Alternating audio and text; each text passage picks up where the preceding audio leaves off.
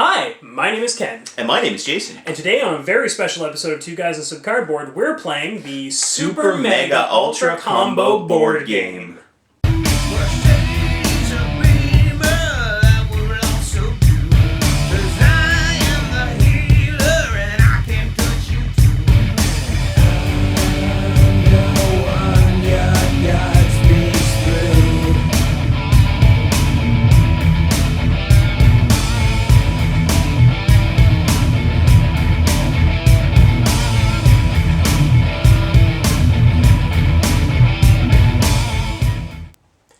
So today is a very special episode because this is a board game that me and Jason have actually made ourselves. That's right, ladies and gentlemen.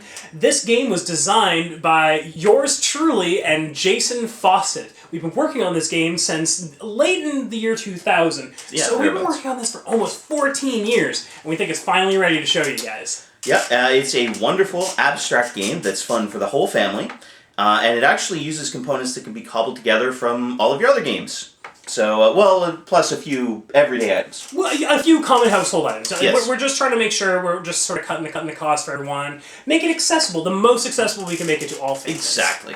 So, without any further ado, let's check out the Super Mega Ultra Combo board game.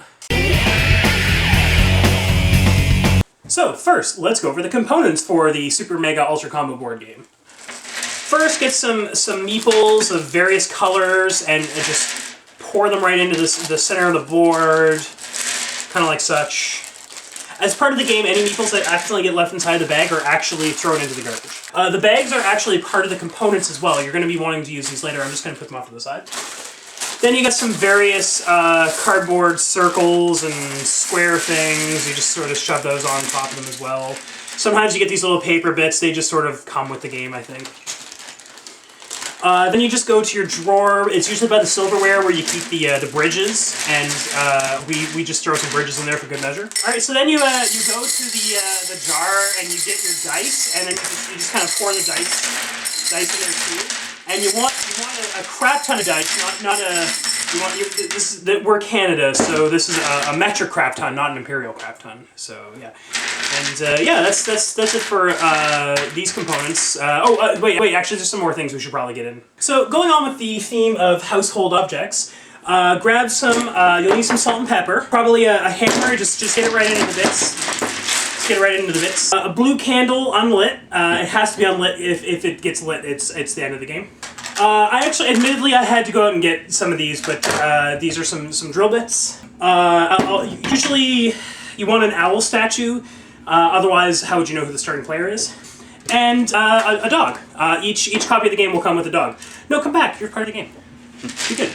Be good. And now you're ready to set up. Oh wait, no, sorry. There's more components, right? Yes. All right. For the sake of time, we have a list of more components you're probably going to want and need for this game, so we're just going to go over those really quickly in a moment, so just bear with us. And now you're ready to set up. Alright, so now let's go over the setup for the Super Mega Ultra Combo board game.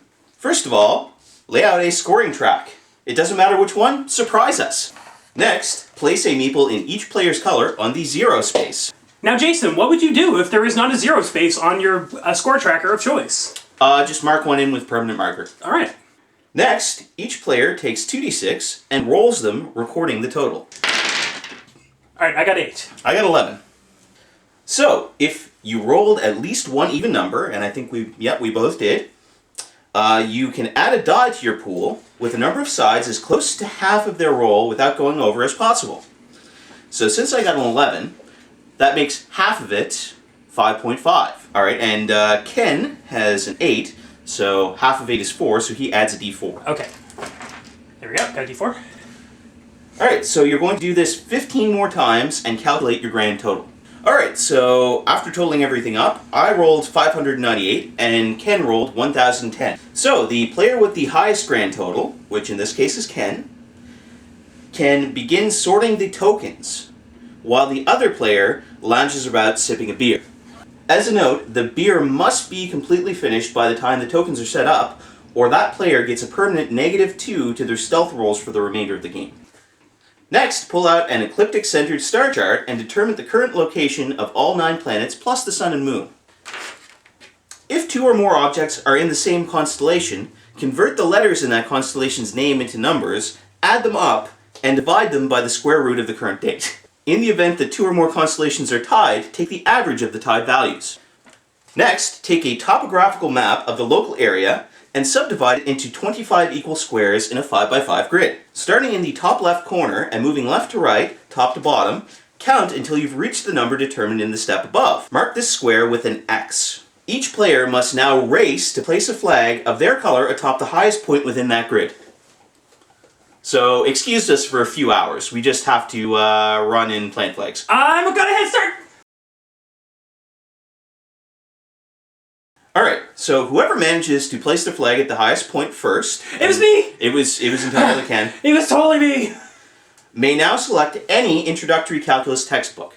Alright, I'm gonna take AP Calc from Calc 1305. Okay. Alright. So then, they randomly select any problem contained therein. Alright, just flip your textbooks to page 297. Alright. Their opponent must solve that problem within 5 minutes. Alright, go!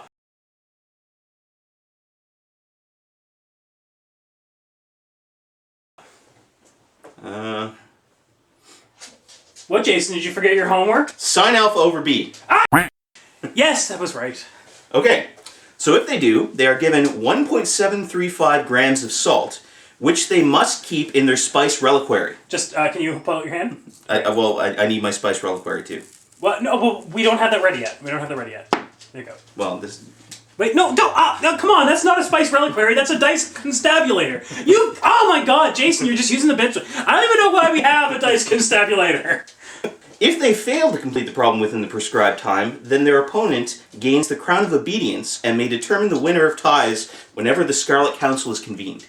Now, pay attention for this bit because it's very important. You must be absolutely sure that...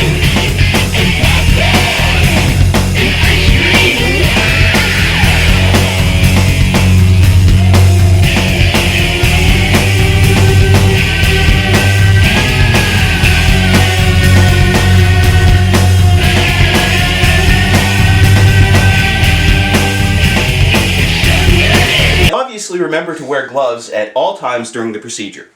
Oh yeah, I mean, I thought that was a given. Well, we have to state it for safety purposes. Yeah, for sure. Needless to say, we'll never be bringing that up again. Alright, now gather your spice reliquaries and your player boards. That's a dice constabulary. God, Jason. It's standing in. And place them in your player area, taking care to leave exactly 2.76 centimeters between them. Well, I don't even have mine because there's only one dice constabulary, so I guess I guess this is mine. Now weigh all of the items and rewards that you've received thus far on a reliable kitchen scale and record the total weight. Compare these weights and determine which player's trophies are the heaviest. Now that you've determined the starting player, you can begin setting up the game. Alright, so now that you've cured cancer, you can select a bonus gemstone from the crypt of Gehusafax, which you can hang from your gem tower, assuming that you have enough endowment points remaining. Lorem ipsum dolor sit emet consecutor auspicing elite veomus malisuda nec in espusing atriosus. Crikey! So, the first person to locate the Jade Monkey can move 2 spaces forward on the embellishment track. Morbem libellus, minon urna, tora metis cursus, nec, sagittus, nocmolus. As always, the players can block this movement by relinquishing the ownership of Excalibur to the Circle of Gleepok. Nulla esse diem, sagittus quasitas emet sagittus eros pereniosis. Ornea ver viget mi sit amet velocia Phryginia ac etiam possivor various estuagios. And remember, bring a hat, cause it's gonna get wet.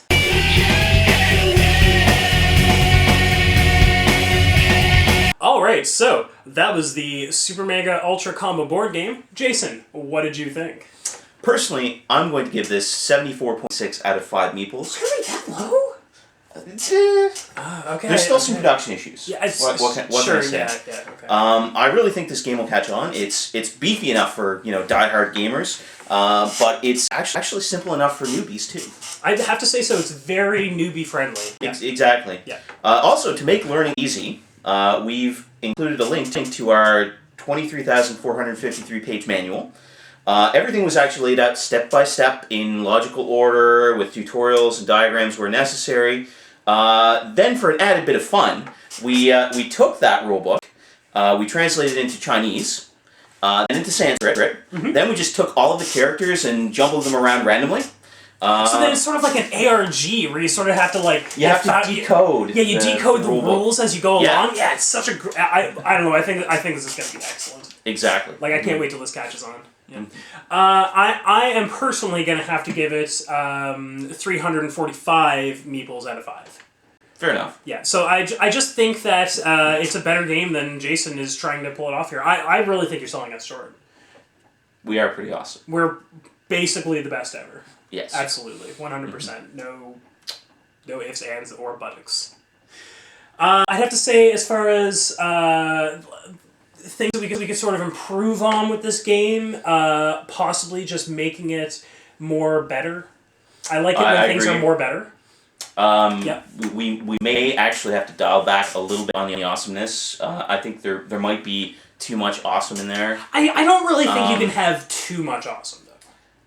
I think we may have succeeded in that. We have, if there were ever to be a game where we have too much awesome. There is a lot of awesome. I'd say this one was it. Yes. Alright, so that's going to give us a grand total of 419.6 meeples, which I'd have to say is a fair score. Yes. It's a very fair score. We're trying to go as unbiased here as possible. Mm-hmm. We're just trying to present the facts to you guys, and I just have to say anything less than 419 would have been. It is factually the best game that was ever produced and will ever be produced. It's indisputable. All the other game companies can just close down now. Yep. We've reached the pinnacle of board games. Fantasy contacted us, and they just said that they are basically just going to blow up all their facilities because they really just don't have anything left to do. AEG contacted us personally and gave us a handshake over the phone, which I did not know we had the technology to do that, but apparently it's a thing. Yeah, well, our game has transcended the barrier of awesomeness so far that we could actually shake people's hands across. It has started warping reality. Mm-hmm. Mm-hmm. Mm-hmm. Rio Grande said that they would try to publish it, but it was just far too awesome. They just weren't sure that anyone could ever. Their production facilities just can't include enough awesome. Absolutely, and Z-Man is still making some pretty solid games. So I guess we're at least kind of maybe on par with them. So. Yeah, we're cool with them. Yeah, it's okay. So, join us next time for the continuation of the explanation of this game. We estimate that we'll be able to teach you the rest in no more than 295 episodes. Until then, see you later and have good games.